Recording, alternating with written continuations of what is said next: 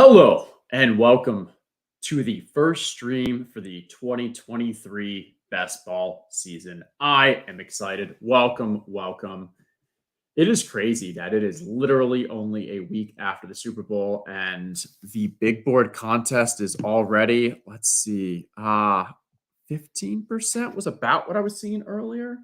14% of the way full. People are diving right in. We've got ranks up on the ETR website. We are going to all summer be talking best ball, drafting, and whatever the various contests that Underdog put out. And I think honestly, it's why are we doing it? We're doing it not because, oh, this is a great way to literally store our money for 11 months. Or because we think that, hey, this is the most plus EV thing we can do. And we're doing it because one, hey, I think there is an edge, but it's fun. I think it's a great way for us to keep tabs on, the market, on the market movement. I've already learned so much about the rookies, just kind of going through research and stuff and getting a feel for where they're going, what other people are thinking. You can see in the ETR ranks where I, feel differently against kind of where the market is right now, what my initial opinions are. I think for the most part, no one really has a great feel on these rookies. You'll start seeing I think it's interesting how much the ADP has really been impacted by where they initially started. Like we haven't seen substantial movement in the rookies from where they were when Underdog first released this. And so now is the time to kind of dive in, see where you can maybe, form an opinion, take a stance. Don't just only rely on the rankings that we're putting out on ETR, but start questioning yourself and looking into these because there are a lot of question marks across each position. I think QB's probably the most clear with the 2-3 guys that'll get playing time this year. Maybe if you believe Anthony Richardson has a chance to kind of get some playing time this year, but I think that's more of a project. Tight ends, we've got Michael Mayer at the top, who will probably be a mid-first round pick. But then we also have two other guys that really could see some playing time in this first year, could maybe even find their way into that first round. But I think most likely will probably fall in that kind of second round territory. And then with the running backs and wide receivers, I think here is where the strategy aspect kind of plays the biggest role. The way that I'm really thinking about from a running backs right now are dart throws. And I want a bunch of them because so much about a running backs prospects in a 1 year season, not so much dynasty, more of kind of the redraft is where they're actually going to get drafted, what their draft capital is. And because at this point, we don't have the combine yet, we don't know what the 40 times are, we don't know how much they're going to bench. We don't really have an idea, other than what we've seen from the game tape, what we've seen from the college aspect, but where they get drafted, I think you have just about every player outside probably the top two. You have at least a 2-round variance of where they could end up. So my thoughts there are I'm trying to draft a bunch of these running backs, especially at the end of the drafts, and hope that, hey, maybe they fall into a place like what we saw with Dameon Pierce, what we saw with Tyler Algier, where those were, I think, Pierce was a 4th rounder, I think. Tyler Algier, was he a 5th, 6th? Gosh, I'm already forgetting. But those are situations where once we see where they land, we knew that Tyler was only fighting with Cordero Patterson. We knew Dameon Pierce had a very nice opportunity there. Their draft capital absolutely skyrocketed. Or at least Pierce did. Then when we, before the draft aspects, what are we looking at? Hey, we're trying to see where we can maybe get that upside. Yes, some will not get drafted in strong spots.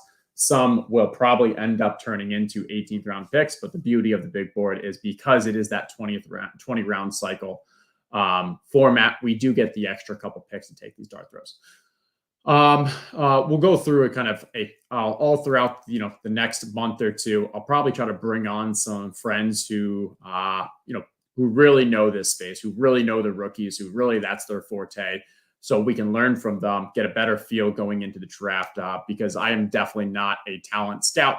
My assessment of these is primarily looking at where I'm seeing they're going in consensus big boards and consensus mock drafts, taking a look at what their profile was in college with regards to whether they were a pass catcher, And then using that and some of the kind of other reports that I'm seeing for players to make the rankings, we'll want to bring on some people who are actually more of the kind of game film, who are actually using the models and such to figure out where they could kind of project draft capital as well as roll for that first year. So we'll do that in the offseason.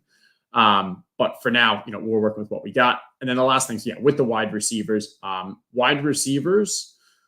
I think it's interesting this year for where I'm I don't think we have any of these stud wide receivers. That's really the general consensus right now is we don't have the Justin Jefferson, Jamar Chase, or anything like that. We actually have a lot of guys that kind of, even our top ones, comp similar to like an Elijah Moore, what he would comp out as coming out of college, where, hey, strong profile, could have a decent role, but not going to be that kind of superstar elite talent. So where does that leave us is right now, I think I'm pretty close to ADP on these rookies. I still like I still like being in on rookies from this kind of format because of, the same things with regular best ball mania and such, where they're more likely to excel later on in the drafts. But we also have to be cognizant of hey, who are the wide receivers that are going around them? And when you have guys like Marquise Brown at 68 ADP, Mike Evans at 71, you got to make some tough choices on, do you really go for that unknown with, unknown in talent, unknown in offense, unknown in role, or do you go with kind of the ones who have been the proven, like Marquise Brown, like Mike Evans, but we have quarterback concerns. We don't know when Kyler is going to play. We don't know who the quarterback's going to be in Tampa. We now know who the offensive coordinator is, but what that offense is going to look like obviously has its question mark. So those are the things we'll be weighing all throughout. Thanks everyone for joining today. I'd be happy to kind of answer any questions, give my takes in the chat. For the most part, you can, if you do have just kind of player comp questions or, who would I choose and such like that, use the ETR rankings. That's probably the go-to, the easiest way. Other than that, let's have some fun and let's jump in a draft. Okay.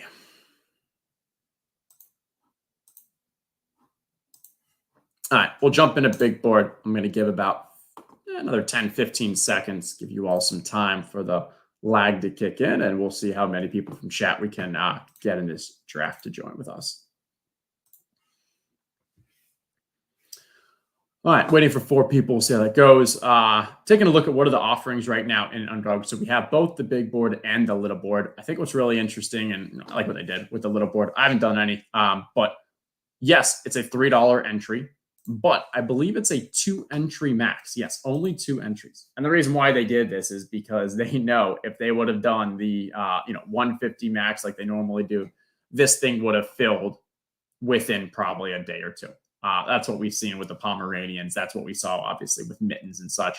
But what their goal here is, this is a way for you to kind of get your feet wet, take the cheap entry, try 1 or 2, and then go into the big board and actually start doing your core drafting. But so I love this as just a cheap entry point and making it the 2 max. So it's not like, hey, we're going to be focusing on entering 150 in this, but it's more of get a chance to play 1 or 2 of them, get a 20 roster construction and go from there. Ooh, boy. Love this. Okay, so Bojack asking, what are your general thoughts about how early the elite QBs are going? I think it's insane. I think it is absolutely insane.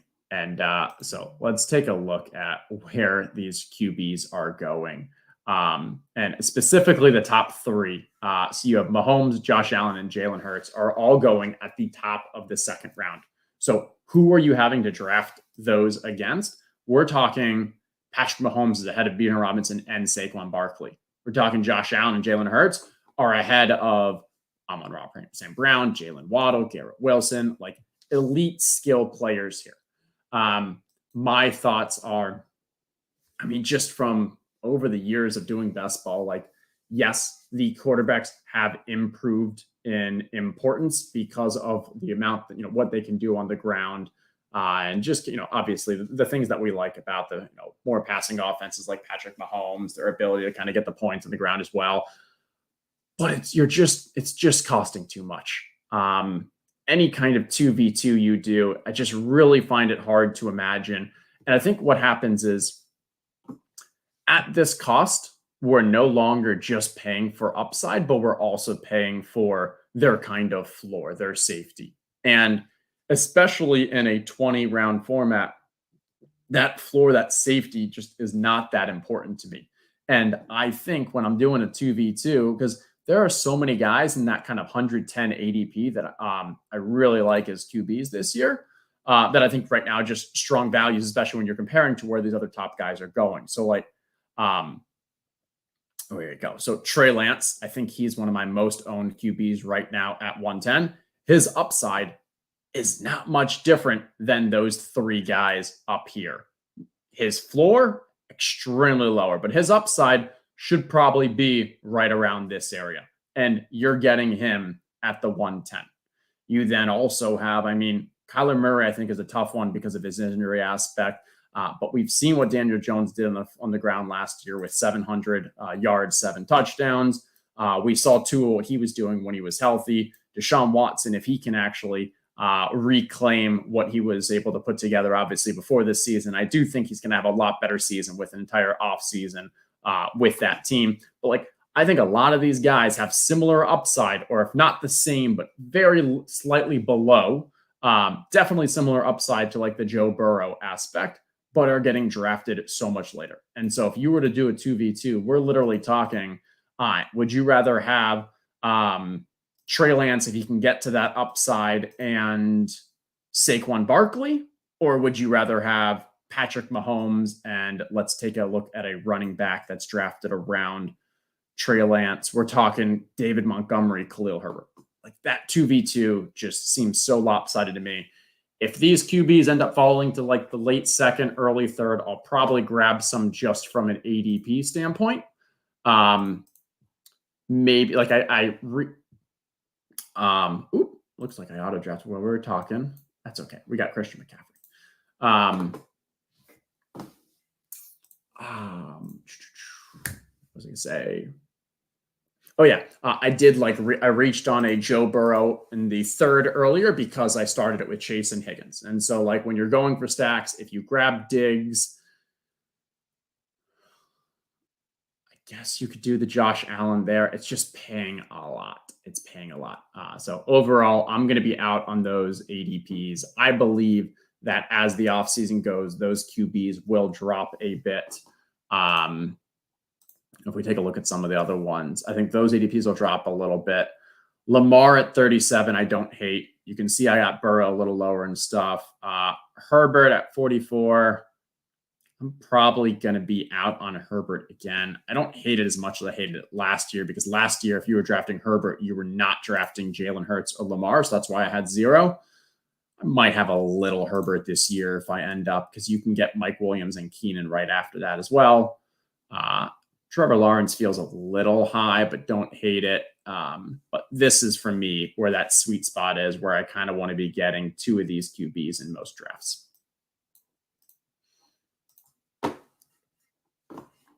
Okay, so we started off with CMC. I think so CMC going into when we put the rankings out was number 3 behind Jamar Chase. We've already seen that slowly adapt. One of the most interesting players for me this year, and you'll see where I kind of differ, is the Austin Eckler. So Austin Eckler in this goes number 4. I've actually got him, I think, like outside the top 10. And I don't feel like we can draft him with the expectation that it's going to be anywhere near the same style of offense and his same role this year. This year, so much of it was without Keenan now. Okay, here we go. We're back.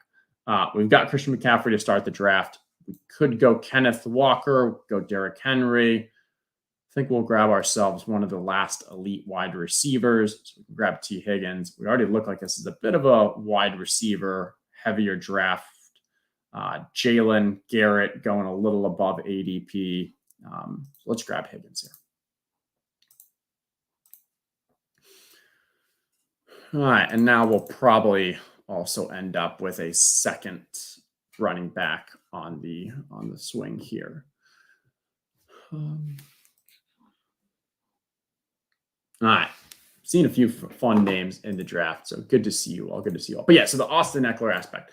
I don't normally get Derrick Henry,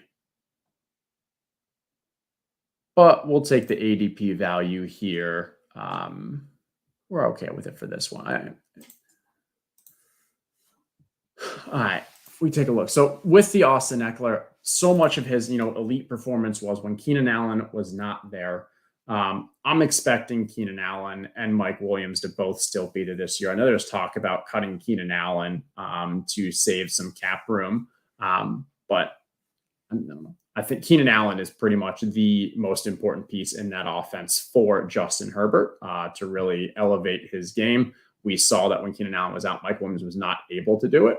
And so I'm expecting that offense to have Keenan Allen, to have Mike Williams. They may even bring in another young wide receiver, maybe a speedster or something. Josh Palmer obviously was not able to step up last year. And in previous years with Austin Eckler, like we've seen, they don't have the desire to make him the full bell cow. They've tested out and tried to use other running backs along, around the goal line. And you've got the new offensive coordinator, Kellen Moore, going there. I just think there's too many question marks, and he's only getting drafted on that elite usage that we saw last year, both from a receiving game and around the goal line. And I think the receiving game usage goes down with healthier wide receiver core. And I think there's question marks about whether or not he's 100% for sure at the goal line back. And is he 20? Is this going to be his age 28 season?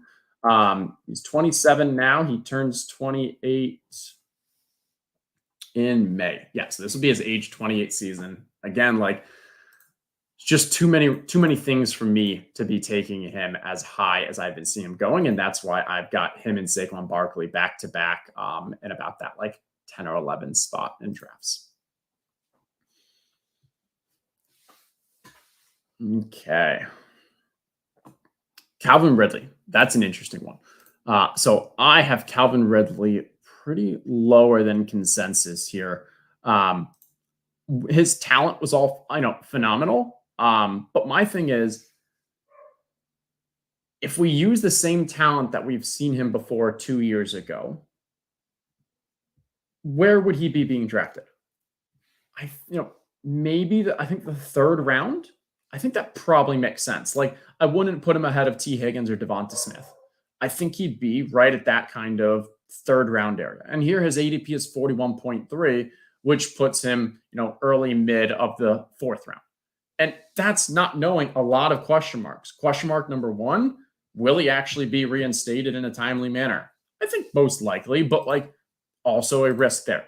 Two, what is his role in that offense? We've seen Christian Kirk have a very strong rapport. Will Evan Ingram be back in that offense? Zay Jones obviously had some success in that offense. Yes, I think Calvin Ridley does move into kind of the alpha position there, but there's still risk that he doesn't. And so then there's he hasn't played professional football in over a year and a half. And so is he going to look the same as he did when he was with the Falcons? I don't know the answer to all these questions, but for him to be worth the draft capital where he is at that 41, you need to basically be correct on almost all of those. And that's where, if you are correct on all of those, I think he should be a early third round pick. And so you're not getting that much value with drafting him where he is there at 41, but you are bringing on a lot of additional risk. And there's the aspect of he's on Jacksonville. I think Trevor Lawrence is too high with an ADP. So now if you want to get a stack partner, you're reaching here as well. So for me, I'm not going to end up with a lot of Calvin Ridley at this price. If he drops some and more around that Godwin Pittman range, I think I'd be in. But at this point, it's a little too rich for my blood.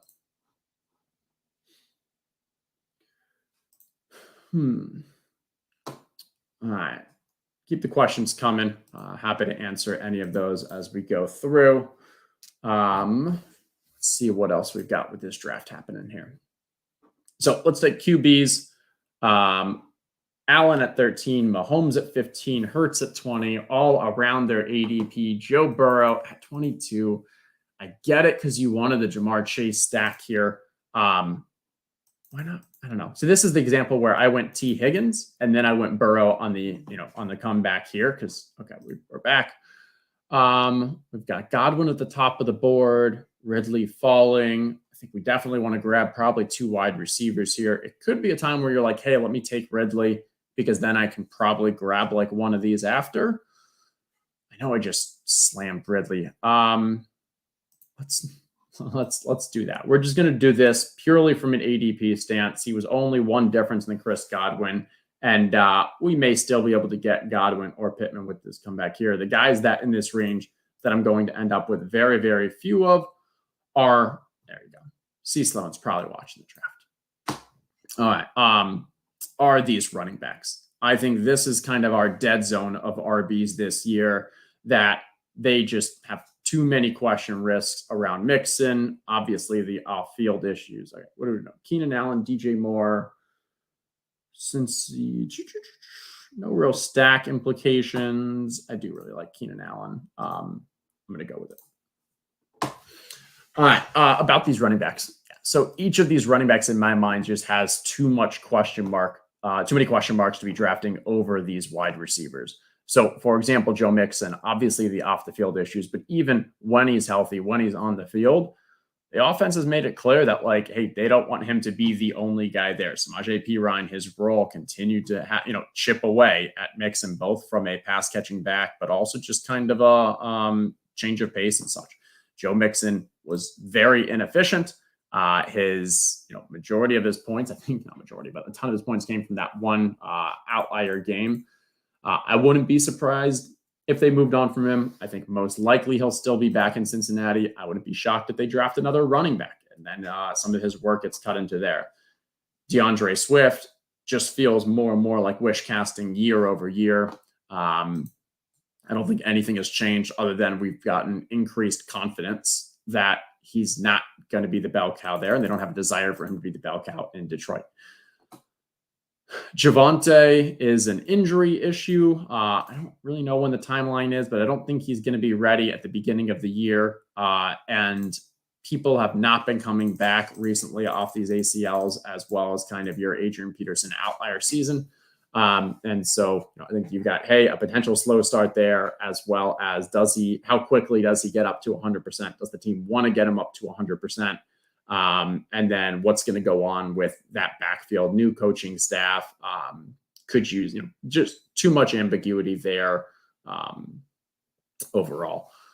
Gibbs is one that I am leaning into. You can see we're definitely above ADP here because I think, yes, he has question marks for draft capital, draft placement, all that. But the things that we do know about him is that he's a fantastic pass catcher.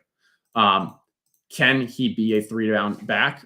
I'm not sure. Maybe not. But if he is, he has the possibility to actually move up and, like, next year be a first-round draft pick in fantasy. So I'm willing to take that for, yes, there's some risk, but his upside, I think, is unmatched. And I think there's a decent likelihood of him kind of landing in a good draft spot by a team who wants to use him the way that kind of makes it very fantasy friendly.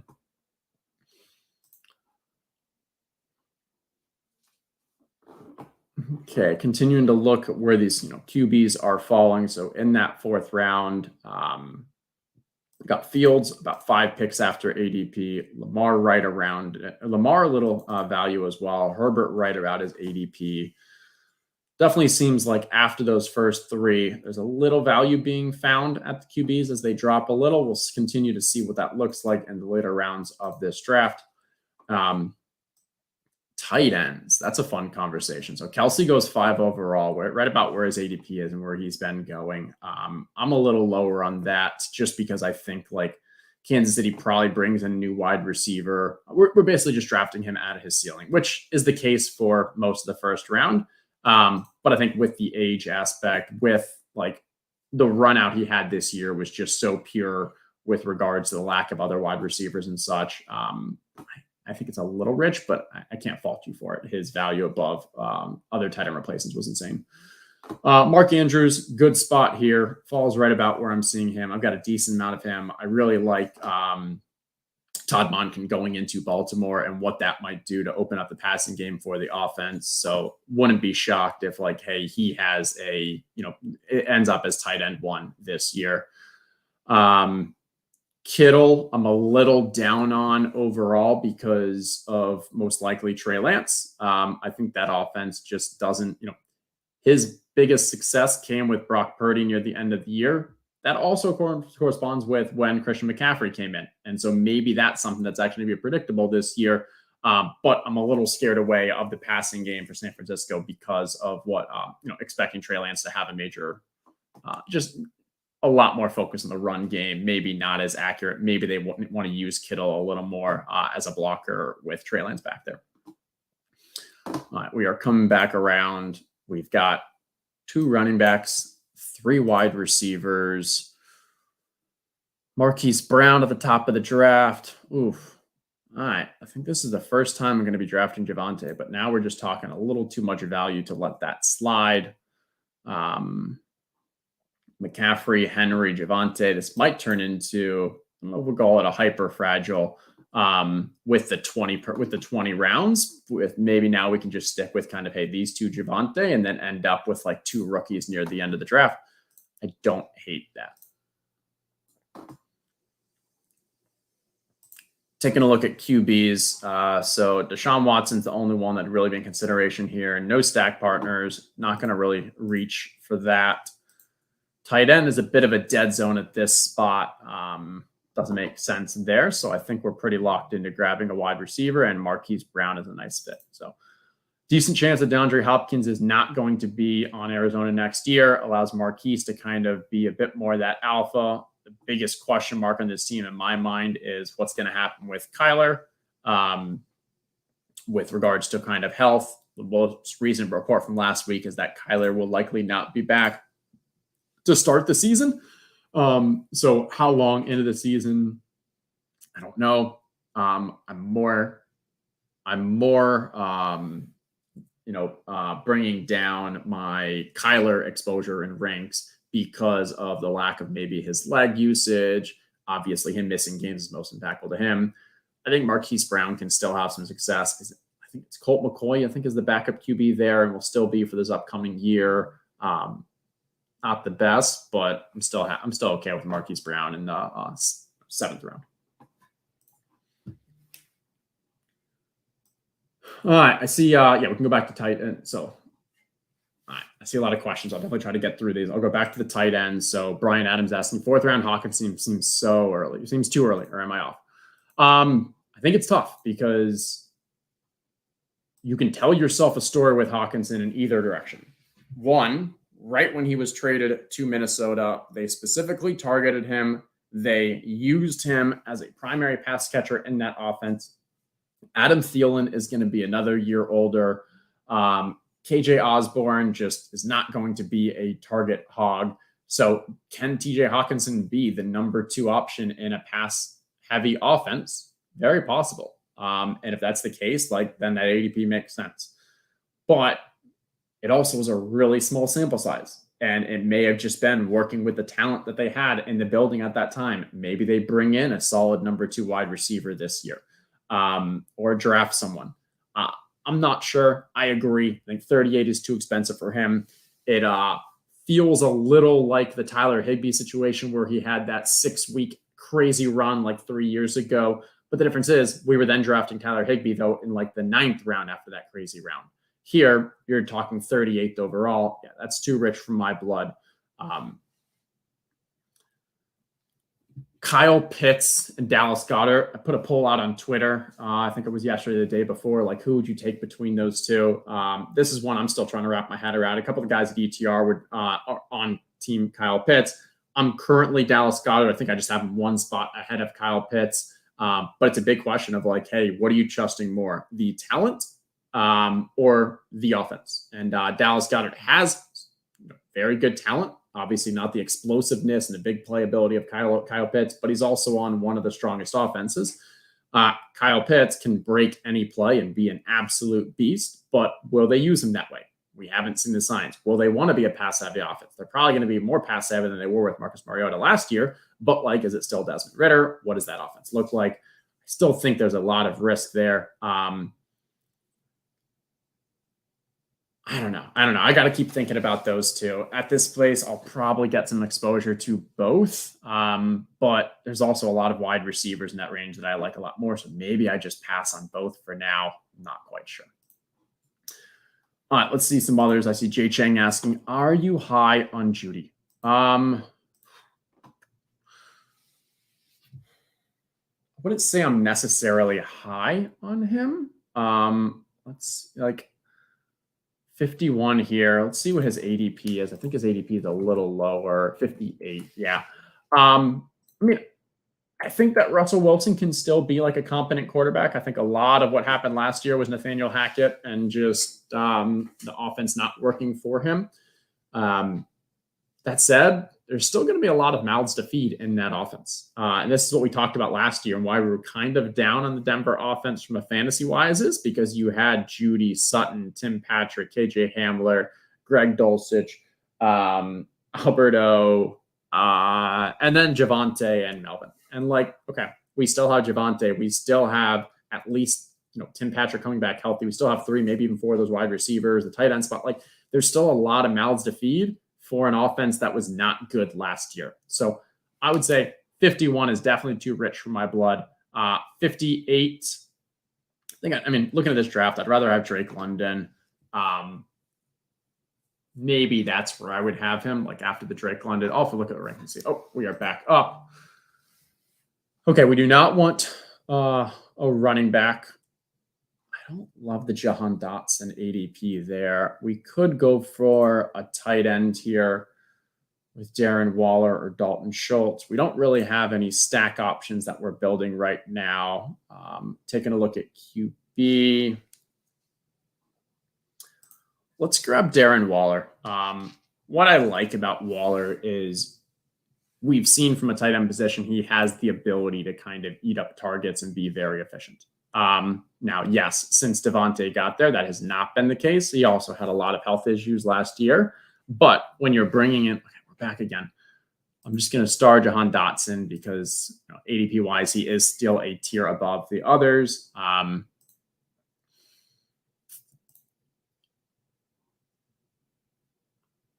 think Kyler's ADP is going to drop. And I know we have Marquise Brown. I think Kyler Murray's ADP is going to end up like in the 120 area once more and more of this news comes out that like he's not expected to start at the beginning of the season. I think this is just lagging. So I'm not going to draft Kyler for the stack there. And even though I was mentioning like I like this spot for quarterbacks, we're going to see we might get in a little trouble if we missed out on this. Could have grabbed Russell Wilson to stack with Javonte. I'm still fine, though, even if we end up with a Rodgers or Geno. And the beauty of the 20-round drafts is it's easier to go with 3 at the 1Z positions. And, the reason why is, well, obviously the 20 round, but I mean, why the 1Z position specifically is at the running back and wide receiver, the ones that are getting drafted at the end of the drafts, they don't have upside, and they also often don't have a clear role. So you're taking a question mark without that upside of even playing time. However, the tight ends and the QBs, they also usually lack the upside, but a lot of them have the more clear role. So, I mean, like we can look at the end of this draft with quarterbacks and, guys like Mac Jones are still going to have a role. Well, Levis, I don't know if it's Levy or Levis. I got to figure that one out. Someone in chat tell me, put an S if it's Levis, put an E if it's Levy, so I know.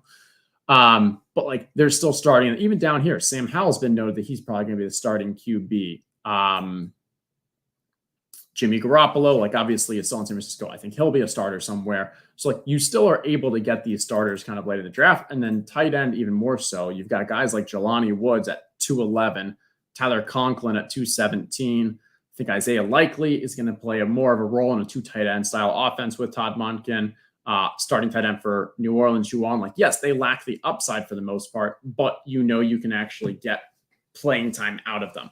And so while a low upside playing time guy in an 18-round draft is not that appealing, in a 20, when you've got those 2 extra, you can say, hey, with my 20th, am I going to draft a running back who only has like an actual 10, 15% chance of seeing playing time? Or should I draft a tight end that doesn't have upside, but I know is going to see the field? And so that's where in these 20 rounds, I'm more okay with going with a 3 QB, 3 tight end structure than I ever would be with an 18 round. S. Okay, there we go. Will Levis. I appreciate it. All right. Let's see what else we got. Questions here. Which players do you think will be the biggest fallers this offseason? It's a good question. I'll put some thought into that and have a better answer on one of my other shows. I think that Kyler one definitely makes sense. In general, there will be some rookies that end up being fallers, but on the most part, I think they usually will rise throughout the offseason just as more people become familiar with who they are. Their hype train goes up. So I wouldn't say that. Obviously, we'll exclude things like what happens with the trades and such, because we've definitely got some running backs here that are being drafted off like their expectation that they're still going to see a role. I think actually here, these running backs, a lot of these are probably going to be the biggest fallers. And why that is because we're drafting them with our current idea of what their role is going to be, but not accounting for free agent signings, rookie draftings. And so like Leonard Fournette's a great example where Leonard Fournette at 140. Best case scenario is he's sharing the workload with Rachaad White on an offense that's probably not going to be very good. Okay, if I knew he was going to be in that just sharing workload role, maybe his ADP is 10 spots higher. Maybe it's around 130. It's definitely not Zeke. We know Zeke actually has a full role. So I'd say 130. But the chance of what could happen to Leonard Fournette, he could get cut. We can make very clear that Rachaad White is the clear 1A. The offense could just be absolutely atrocious, and they're using Kyle Trask as the number one quarterback there. There's a lot of things that are worse for Leonard Fournette than better, that I think a guy like Leonard Fournette is more likely to fall down these rankings and be a faller. And so Raheem Mostert, another example. How old is brother Raheem? Is he 31? Yeah, he's 30 now. He's going to be 31. And that's the kind of player that I'm completely avoiding because I don't know what his role is going to be. I don't have confidence in that role. He's an aging running back. That's one I'm pretty much just staying away from. And I think that there's a lot more that can happen negatively to him than positively to impact his ranking. Okay.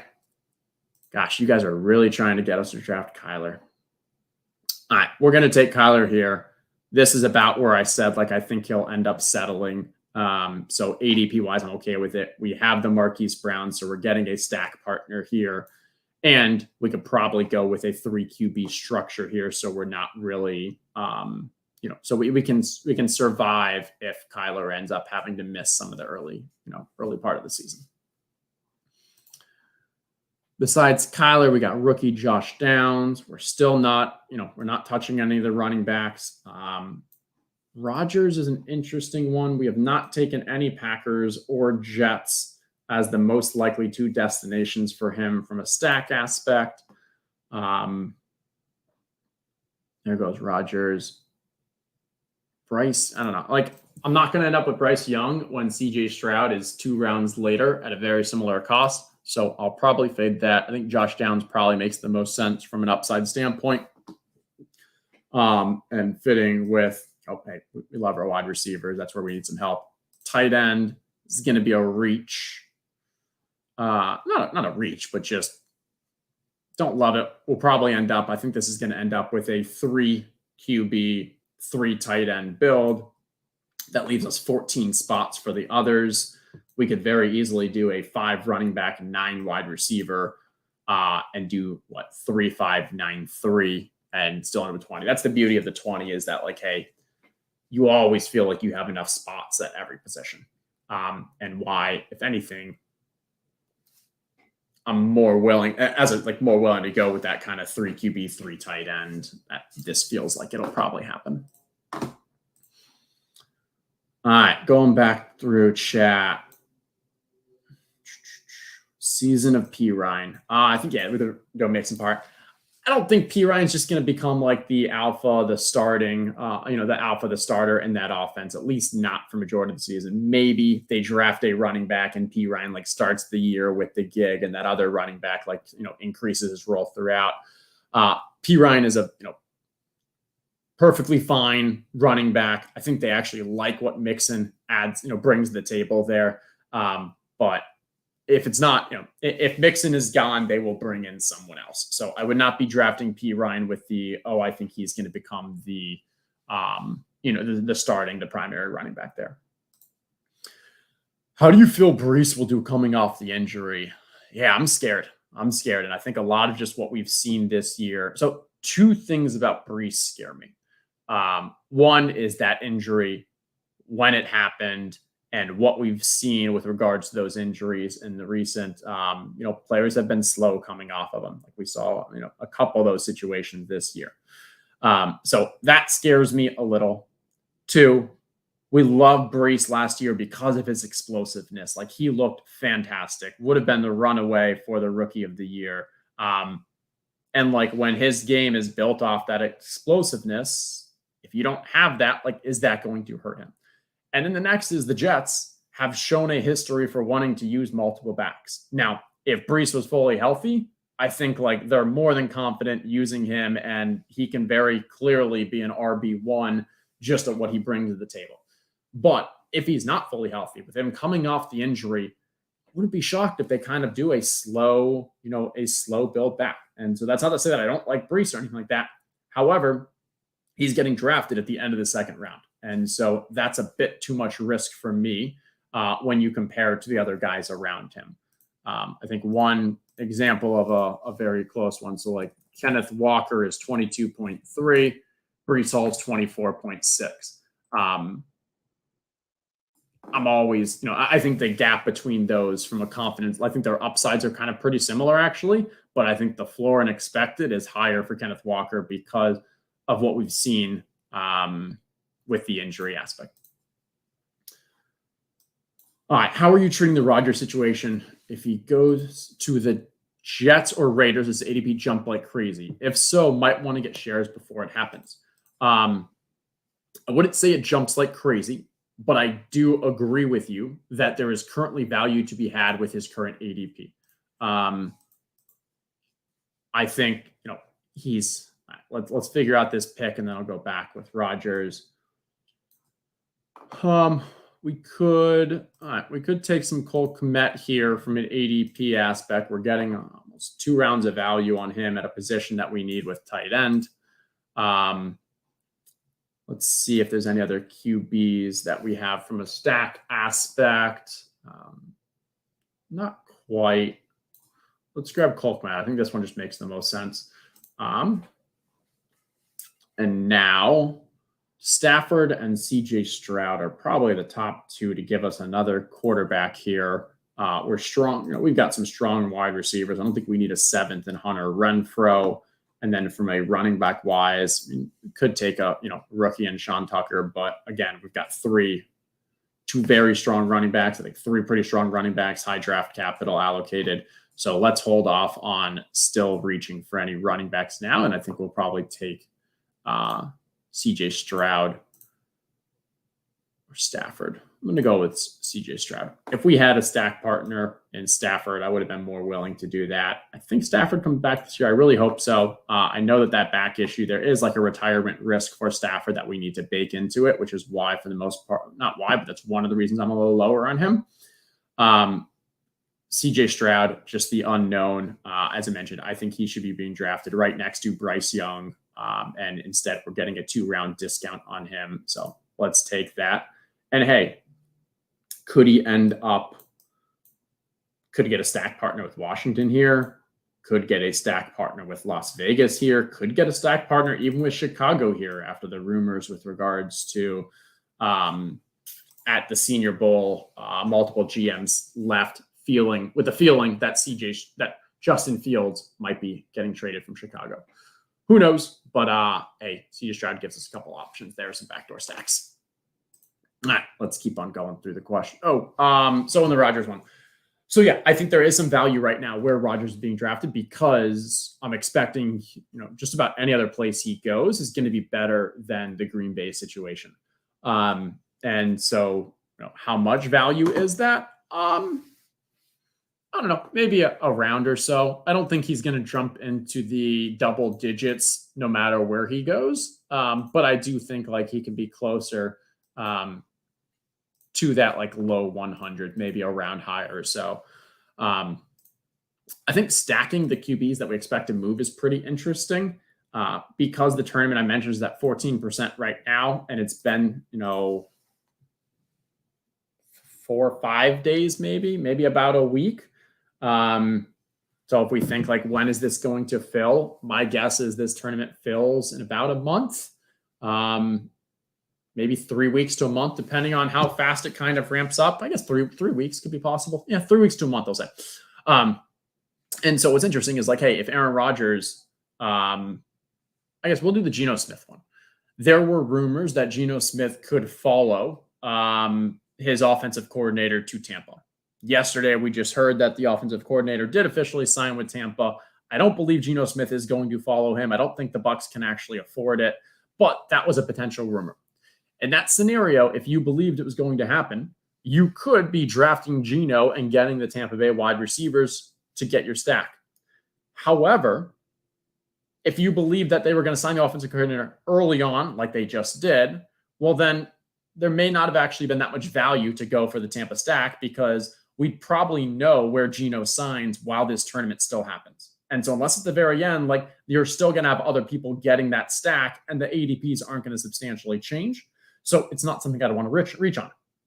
Now, Aaron Rodgers, I didn't read all the reports, but there was something about June 1st today. And with regards to like, hey, if a trade would happen, it'd have to be after the draft because of some cap issues with June 1st.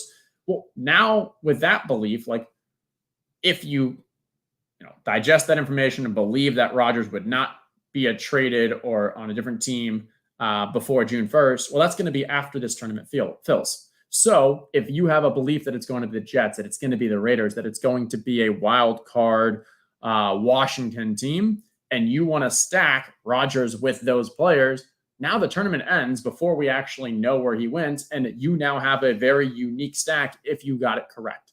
If you got it wrong, all right, so you didn't get a stack, your team's not dead or anything. So that's where I do think there is value to, hey, for these players that we don't expect to really, have full information about what happens over the next 3 weeks, month, but you wanted to play out some of those stacks. I think the QBs are the rookie QBs are a good example of it. Make some bets that you think this team jumps up and, gets the number 1 overall. And so you believe CJ Stroud or Bryce Young, if you want to build that stack, I think that's a unique way to play it to gain A, stat correlation, and B, uniqueness for when the tournament goes to the playoffs, because not many people are going to have built for that unknown stack. Okay, rolling through some of the other questions here. Pete Overbet, 35% of Hawkins' points came in 2 games. Yep, that is correct. Obviously had the huge explosion. But even if you remove that, he still had strong volume, strong role in that offense post-trade. I prefer the Ingram and Njoku Freiermuth tier. Yeah, I mean, I think Ingram's a bit of a question mark in my mind because he's a free agent, and there's always just that uncertainty for that when a player who hasn't had the most success prior to his career joins a team, has success, but then goes elsewhere. So he scares me a little. And Njoku and Deshaun Watson didn't have that rapport, but lots of time for that to go. And Njoku showed like he is the primary. So I like Njoku as well. Honestly, the tight end that I have the most of right now is Taysom Hill. It's insane, but I can talk on that in a little. Okay, let's figure out where we are at here. Okay. We've got 6 wide receivers. We could now grab like a Devin Singletary. I don't hate this. I personally think that Devin Singletary will be back with Buffalo and that they will not draft a Bijan Robinson or a running back. And so you'll have James Cook and Devin Singletary. I think this price point is pretty decent value for when we were counting on getting 2 more running backs. I don't hate that.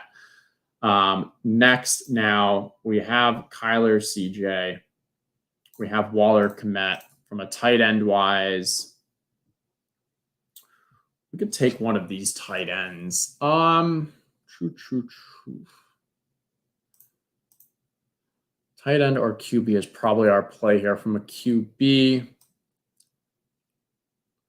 trying to see like if there's any stack ideas or thinking through who's left. Don't really have much stack value for any of these guys. I think we're probably going to go with a tight end on this one. For the tight ends, I know I have Hayden Hurst higher, but one thing I've really been thinking about is like, I'm sure Hayden Hurst has a higher projection and expected total for this, but Mike Gesicki, I think, could be one where his, is going to be one of the biggest risers of the offseason when he signs with a new team. His early years in Miami, we saw him being used almost as a wide receiver, which is what we love out of a tight end. And he was doing it successful. Pretty efficient as a pass catcher, able to earn targets. But then you get new coaching staff and they don't like to use their tight ends that way. And so he was, shifted to more of a, pass blocker, more just playing the role in the offense and not as a pass catcher. They also brought in obviously Tyreek Hill and had other weapons. I don't think we have Mike Gesicki back in Miami next year. So I think then, okay, now as a free agent, if he actually can join an offense that uses him as his skill set, enables, as we saw in the earlier years, he could very well move into that Njoku tier that we talked about previously. And like, I don't, on that second contract, I don't expect him, like, what is the floor for Mike Gesicki? 90% sure he's going to sign with the team. Like, I don't think there's an expectation, he's not playing. I guess you could have something like a Tyler Conklin, CJ Uzoma situation last year where he signs on and it's unclear who the starting tight end is. That's probably the worst case scenario. But I think more likely, like you've got like an Evan Ingram style situation where even not accounting for the blowout, but like he'll sign with a team where he is the starting tight end there. And if they're willing to use him as a pass catcher with his skill set, I think he can far surpass his ADP here and become a nice value. Let's pull up the board. We'll scroll down a bit as I go through some more questions here. There's your P, Ryan. All right. Is it almost okay? Yeah, Taysom Hill. Let's talk some Taysom Hill. ADP right now is 151. QB expectation there. I think Derek Carr is kind of the rumored favorite to potentially join. Maybe Jimmy Garoppolo. I think there's a few different options for like what New Orleans looks like. I guess it's also possible Dalton is the starting quarterback there. We know they're kind of in a weird, horrible cap situation. But like it's all up in the air. But I think no matter who that quarterback is, the team has already shown like they want to still use design plays for Taysom Hill. And so before last year, we were concerned like, hey, is this still going to be a thing? Is it more of just kind of a Sean Payton style thing? Last year kind of showed us though, that like this coaching staff still values him around the goal line, values him in that role.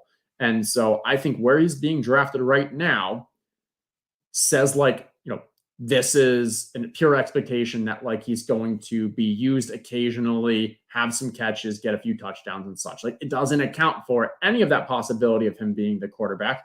So even if you ignore that, I still think like he has more in-game upside than the tight ends around him because of the way that they want to use him. Yes, his targets, his receptions, his usage is substantially lower than other tight ends around him.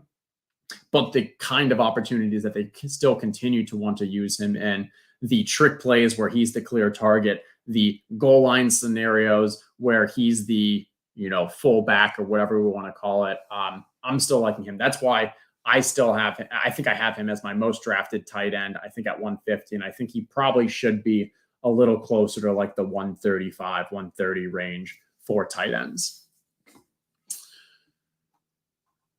Thoughts on Damian Harris going so low? I think the question is like, where is Damian Harris next year? Let me just make sure. I believe he's a full free agent. I'm Googling right now. I'm going to Spotrac. Yeah, so he is a unrestricted free agent. So the question mark is, where does he go? And I'm just, especially this year, there's a lot of running back free agents. There's a lot of running backs in the draft that have various skill sets. I just don't have confidence that like he's going to find himself in a solid role. If you feel otherwise, if you feel that like, hey, he actually, I think in New England, he showed he has some talent. Great runner, actually can catch the ball a little as well. So like if he was still in New England, I would draft him above where he is right now. But the reason why Ramondre is going like 30 and Damian's 160 is the market pretty much feels that, hey, Damian is going to be a free agent, not return to New England. Ramondre is going to be the not only one, he's going to be the bell cow, or at the worst, a 1A, maybe with like a Pierre Strong or someone behind him. Or maybe Damian Harris does just sign back to New England. And if that's the case, then yes, he is a value. Ramondre is probably being overdrafted. Yeah. So I definitely don't hate it. I think once, let's go back. So he went 174 in this. His ADP is 168. But yeah, I think that's decent. I don't remember exactly where I have him ranked, but I don't hate it. I'll go with that. I'd rather have Devin Singletary, who's a few picks higher. Okay. We are 2 QBs, 4 running backs, 5 wide receivers, 3 tight ends. We're done with tight end. I don't want to touch any of these running backs. We could go with a Tim Patrick, Paris Campbell. We could also, I do like Tim Patrick. When he was healthy, when he was on the field, we were able to see like he did have success. Even in preseason reports last year, there were reports that like, hey, he was Russell Wilson's favorite target. So maybe him coming back healthy and having pretty much an entire full year to recover, he could play a decent role in that offense. And at this price tag, I like that. And we needed another wide receiver. I'm also expecting our next pick to be a quarterback. And I'm pretty content with whether it's Will Levis or Jimmy Garoppolo. And given that this person already has 2, Trey Lance, Rodgers, I think we can comfortably grab one of these. Okay.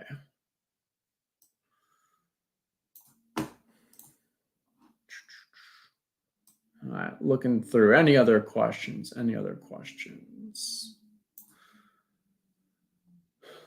Yeah, where do I think Mike Gesicki lands? What team? I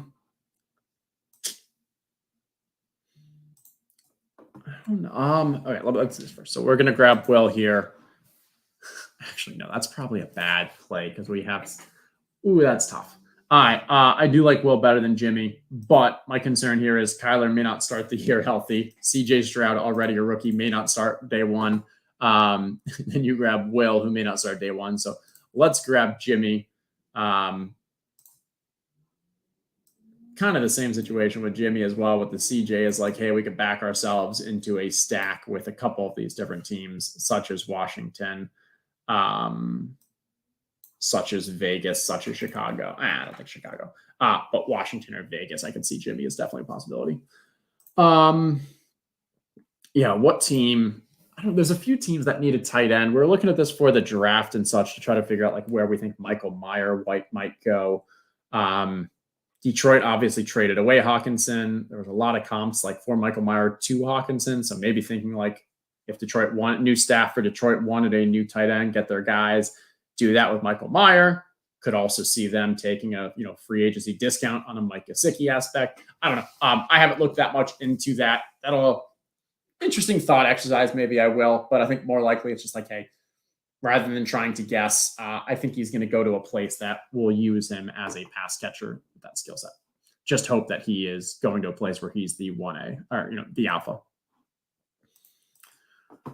Okay, we are coming along. So coming into the 18th round,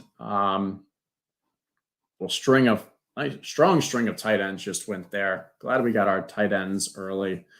I think Gesicki being the third one. Little quick recap on our team, people who just showed up and how this has played out. I'll zoom out a little. Started the draft with Christian McCaffrey, getting T. Higgins, Derrick Henry, not a player I'm going to end up with too much of, but fell from 19 ADP to our 26, so we'll take him. Ridley and Keenan to get some strong wide receivers. Javonte, another fall. I think his ADP is around 55. We got him at 71. Locked up our 3 running backs pretty early with some ADP value. Continued on our wide receiver train with Marquise Brown. You're really just spiking some value this early. Jahan Dotson, there's a bit of a cliff after him of about a round or 2 with ADP for wide receivers, so didn't hate taking that. Tight end and quarterback, we are not feeling great about from a upside elite standpoint, but we did grab 3 guys that I think are all manageable, can kind of pick together, and individually I think have decent upside, even though the chance of them reaching it isn't great. That's kind of the same thing with with Kyler and the young quarterbacks as well.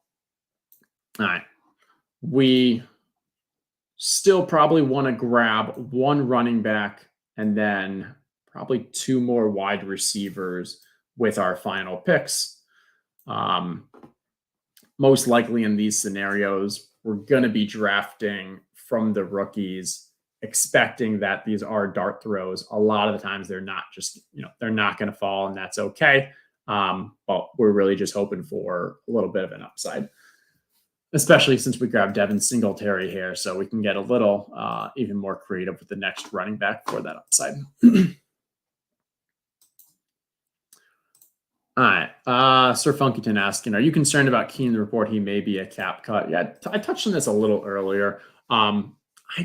I think they'd be foolish to cut Keenan Allen. I think they're going to find other ways to kind of restructure their salary cap. He is the most important option for Justin Herbert, and the most important just component for Justin Herbert in that offense. Like when he was out, Mike Williams just isn't the kind of route runner that's going to be able to get the, command 10 targets a game, 8 targets a game, be the reliable option. And you're not going to find that in the draft, at least probably not where they're drafting. You can find a speedy guy in the draft, which will be good for their offense. But I don't think you're going to be able to find a possession. And then you're talking, okay, well, if they're going to let him go, do they bring in like a DeAndre Hopkins or someone? But then you're kind of still, I don't think that solves for a salary cap issue unless you're getting really creative or something. So no, I'm not that concerned. And hey, if they did cut him, I think there's a lot of teams that he'd go to and thrive as the primary option. Okay. Ended up with let's see. So C Sloan, I'm going to take a look right here, try to predict what he's doing. He's spent a decent amount of capital at running back. So I don't think he's going to take a running back with this next one. Let's take Rashee Rice with our wide receiver 1 next, and then we can grab one of these running backs after. I didn't really think about this, but I really got to go through, and I've been reading these names a whole bunch of times, but this is the first time that I'm saying a lot of them out loud. So I wish there was a site. Anyway, I need a site that says like, hey, how do you pronounce these names? I remember last year we actually had some issues. Who was it? It was Isaiah Pacheco. I was thinking running back out of okay, let's grab Kenny McIntosh here. I was thinking running back out of Rutgers. Who was it? But last year, going into the draft season and stuff, we didn't know how to spell Isaiah Pacheco's name because there were multiple conflicting reports. Rutgers on their player profile page had him spelled one way. Then when you looked on draft reports, or it was spelled another way. The only way that we actually were able to go is, I think, through his Instagram. He clarified or had his name spelling there. And it was different than what Rutgers, where he spent the last few years for college, had it spelled. And I'm not even talking about spelling. I'm curious about pronunciation. I want to know how to actually pronounce these. So I'm not leading to a whole bunch of you pronouncing it incorrectly, but also some not sound like an idiot. But yeah, Will Levis was a good example. So thanks on that one. And I think the last one was Rashee Rice, but I could be wrong there too. All right, we are wrapping this up. We are going to end this draft with a wide receiver. You can see in the ranks, these 5 rookie wide receivers are all right next to each other. I don't have a strong feeling on them. What I would caution is if you're drafting off these ranks, don't always take the top guy that I have, Parker Washington here.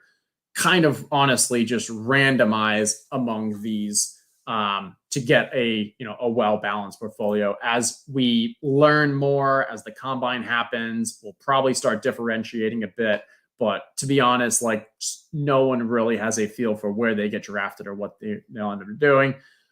Tyler Scott, for example, if you look at the draft reports, like he's probably the lowest from a big board and projections, but then you have someone like Anthony Amico who absolutely loves him and thinks that he's going to climb substantially and could be a great dynasty asset. So all I'm saying there is definitely do not use the rankings to only draft the top wide receiver because, hey, Justin says Washington's better than Nathaniel Dell, so we should draft him. We really do not know. These guys are all very, very similar in their draft projections and profiles and such. So randomize it, mix it up, and take those. And no, I will not be taking Robert Woods. Bobby Trees. Yeah. Robert Woods, loved him in his younger years. Thought he was extremely underappreciated as a wide receiver. But when you look at the role that he had last year as like the number 1 option in that offense for almost an entire year and what little he was able to do with it combined with, we don't know who the quarterback is going to be in Tennessee next year. Will it be Malik? Will it be Tannehill? I really don't know. It is time to take Bobby Trees to out behind the woodshed. Sorry, Bobby. It was a good career. It was fun while it lasted. Hey, you lasted longer than Kenny Golladay. Nobody would have thought that happened a couple years ago. All right. There's Bobby Trees. Let's see, 3 picks left. Just in case we have a sharp draft and all those rookies end up going. If we wanted to add someone else, let's see, who would we do? Stacking's a little difficult because we got 2 guys who we don't know where they're going to end up. I don't hate the Devontae Parker here. We've seen him, still be able to play down the field. Let's do this. We've seen him still be able to play down the field. Had a big game, and I think it was week 16, 17 of this year. Pretty strong game there. Jacoby Myers most likely going to be leaving. Jacoby Myers most likely going to be leaving New England, so may even open a little more opportunity there. Playing outside across Tyquan Thornton, we'll see. Could go with Greg Dortch for the correlation with Kyler. I think Greg Dortch is just limited behind Rondale Moore. You're really not going to see a world where they're both on the field at the same time. And Rondale Moore just, he's a better player, has a better draft capital. So I'm not going to reach for the Greg Dortch situation here. Russell Gage doesn't have Brady anymore. Didn't really do much this year. I think it's finally time to quit the KJ Hamler situation. A.T. Perry, another Wake Forest guy. This guy has some of the most amazing hands that I've seen. You put the ball near him, he'll catch it. I'd love to see him have a strong combine and kind of move up the draft board to like a 3rd, 4th rounder. A second, 3rd. Okay. We'll go with Nathaniel Dell. Let's draft it. All right. There you go. I know. Overzet was all over KJ Hamler last year. KJ Hamler will always have a special place in my heart. I wouldn't have the BBM belt if it wasn't for KJ, but I don't think I can do it this year. All right, everyone, this was fantastic. Thank you all for joining. We will continue to be doing these throughout the off season. So come in, join chat. We'll probably bring on some guests throughout as well to keep it fresh. And we'll just be drafting. These are always fun. We'll try to, in the future, jump right into the draft, keep it under an hour, and then talk through various themes throughout. But this time, wanted to start off with a bit of an intro. So, all right, overall, everyone, thanks so much for joining. Have a great rest of your Thursday, and I'll see you in the draft lobbies. Later.